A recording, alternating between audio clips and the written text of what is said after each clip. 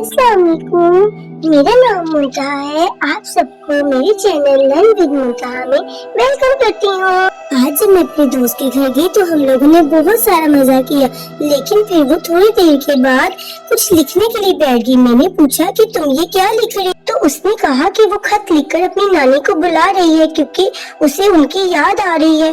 और फिर अगले ही दिन उसकी नानी घर आ गई और उसके लिए बहुत सारे आम और बहुत सारे तोहफे लेकर आई।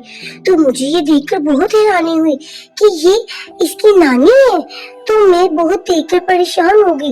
वो उसको बहुत ज्यादा प्यार कर रही थी और उसको अपनी गोद में लेकर उसने बैठाया और साथ में बहुत सारी चीजें भी उसको खिला रही थी।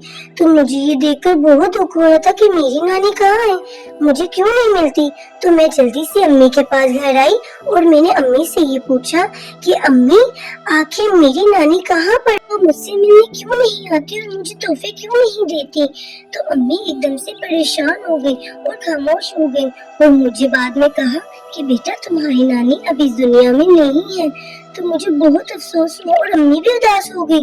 तो मैं अपने कमरे में आ गई और मुझे अब ये समझ नहीं आ रही कि मैं अम्मी की परेशानी को कैसे दूर करूं। अम्मी तो बहुत उदास हो गई हैं और मुझे भी अच्छा नहीं लग रहा कि मैं कैसे अम्मी की उदासी को दूर करूं।